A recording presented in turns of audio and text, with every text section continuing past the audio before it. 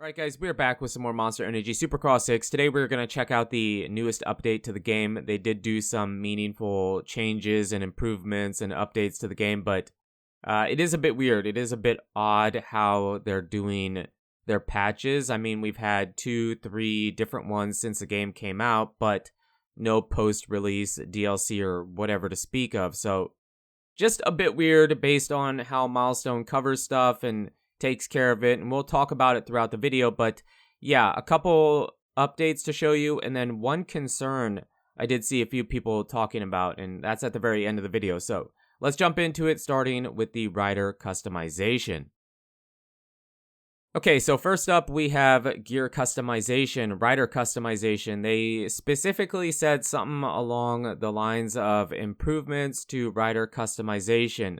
Now, that's pretty vague. That's really vague, actually. And so I thought maybe they added more gear or switched out some of the old gear for new gear or just gave us more gear to choose from. But I did check some of the main gear sets that I usually would use, and I didn't notice anything new added to the game. I did check out some boots, some helmets, some goggles, and just it all seems to be about the same. If you play Supercross 6 a bunch and you noticed new gear sets or new gear whatsoever added to the game, let me know in the comments, because I'd be really curious. And they probably would have worded it a bit different if they were adding new gear to the game instead of just saying improvements. I mean, that could be as simple as just making something easier to be accessed or moving something around or whatever. I mean, it could be as simple as just changing or adding a new font for the name and number. We really don't know what that means. I mean, it's so weird. It's so vague. I wish the change log was a bit more detailed in what they did, but yeah. So let me know in the comments if you do notice what the changes were, and we can go from there. But a little bit disappointed, but you know, it is what it is, I guess. And next up, we have the AI. So they improved the AI, right? They improved them quite a bit. In the patch notes, it specifically said they improved the realistic AI difficulty. So I don't know. I didn't try and play on the other difficulties. I don't know if they improved them across the board or if it was just on realistic. But on realistic, the AI are a lot better. A lot faster, especially here. You know, I haven't played the game for quite a while. You know, I haven't played the game since the last video we did talking about no Supercross 6 possibly. So, and that was mostly straight rhythm. I mean, it was some tracks, but mostly straight rhythm. Actually, it wasn't. I'm sorry, that was a lie. It was mostly like hot laps on other tracks and then some straight rhythm. But I haven't played the game in a while, so I turn a 112, which isn't great. It really isn't that good, in my opinion. It might be good for you, and I'm not saying your ability in the game isn't good, but I know I've turned like a 110 here, or a 109 maybe, I don't know. So it isn't great for me, but I haven't played the game in a while, and it was just a consistent, decent lap time, right? And with that kind of lap time, the AI can be pretty competitive. I mean, if you get out front right away and then build a gap, you can kind of maintain that gap. But if you crash or if you get a bad start or whatever, yeah, the AI is going to be pretty tough. And for a while, you can see at the beginning, in the first few laps, well, one thing, before we get to that, one thing I want to show you is there is one problem. I did test this on a few different tracks, and it wasn't super consistent, but one thing that seemed to happen is you can see there's bikes and bodies flying all over the place. So the AI sometimes just grabs a handful of throttle and goes right off track. It did happen sometimes, not a ton, but it is something to point out that speeding up the AI can create some problems, and that was one problem that I did run into while doing this. It didn't happen every race, but it did happen fairly often. So one thing to keep an eye out for, because it can be kind of crazy if you got other bikes coming at you the wrong direction in a rhythm lane. But yeah, what I was trying to say is you can build a gap pretty early, but then if you ride really good, really consistent, not the fastest, but pretty consistent, the top 3-4 bots actually can maintain that gap.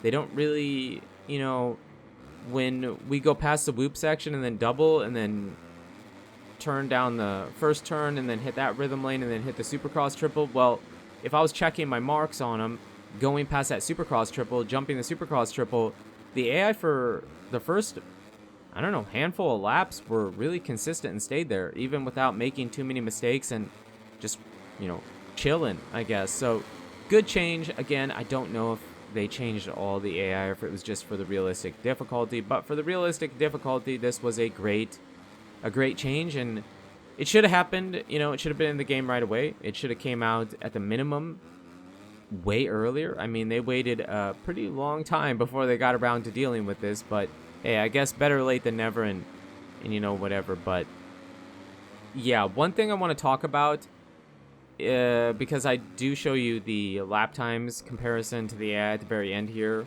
before we switch over to one of the concerns I saw the community voicing on the Steam forums. But yeah, this is a weird patch. It's a really weird patch. It's weird because I've been doing this for 9 years, going on 10 years, man. I've been doing this a long time, almost a decade, playing motocross games for you, and I've played every Milestone dirt bike game, and it's usually the same. They release a game, they release some DLC a week or 2 or 3 after the games came out, maybe a week later or 2 weeks they do another DLC, and then that's it. Maybe one patch to fix a game-breaking bug and move on to the next game. That's typically how Milestone operates, right? So, yeah, I know MXGP 2020 was a bit different, that game was extremely unfinished when we got it. They had to do a patch to add in the track editor, the first-person camera view, and a whole track. MXGP 2021 was kind of similar as well. So, yeah, towards the end of these games, more recently, Milestone feels like they've been just way behind, way behind. Let's release the game, but not have a ton of stuff in it that just should have been in the game. We've been doing it for many, many years, but let's just not have anything in it. I don't know. It's weird. It's really weird, but that's what makes this patch so weird. It came out so late, and the fact that they're still patching the game months after it came out is odd. It really is odd. We didn't get any DLC, but we're getting some little patches to fix some stuff. One thing they need to fix that they haven't fixed yet that I feel like was as important as the AI being really bad, the bridges, man. The bridges are so broken in the game. The stock bridges on the tracks are still wobbly and weird and whatever. I noticed it even here at Glendale.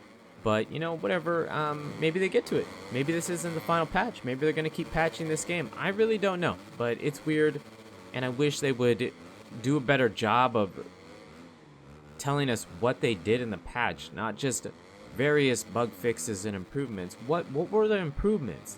I don't need to know about the bugs, maybe, but what were the improvements that you did?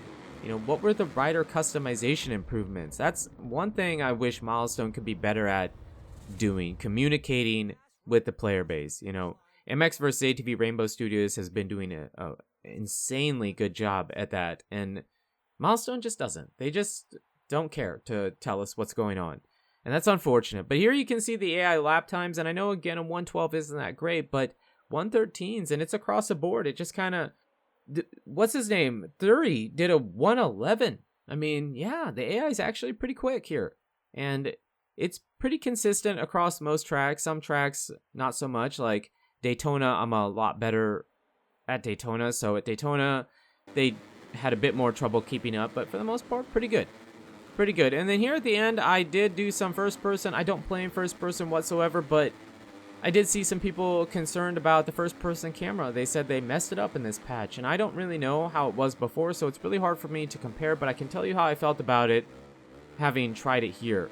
And it is weird. It is weird because when you turn right, when you turn left, the rider kind of looks off in the opposite direction sometimes, and that can make it really disorienting and just odd. And, I didn't ride very good because I'm not good in first person, but I can see where the frustration might be, and I don't know. I don't know what it was like before, how much better it was before. I know they have a little bit more of a dynamic first-person camera. They started doing it, I believe, in Supercross 4, so it is weird. And then, the bike kind of disappears from you sometimes in the corner. I wish the field of view was a bit bigger, but yeah, I can see the frustrations. I don't really get it shown in this short clip, but let me know in the comments how you guys feel about it. If you play first-person, did you notice any changes? Was this a problem, or does it feel exactly the same?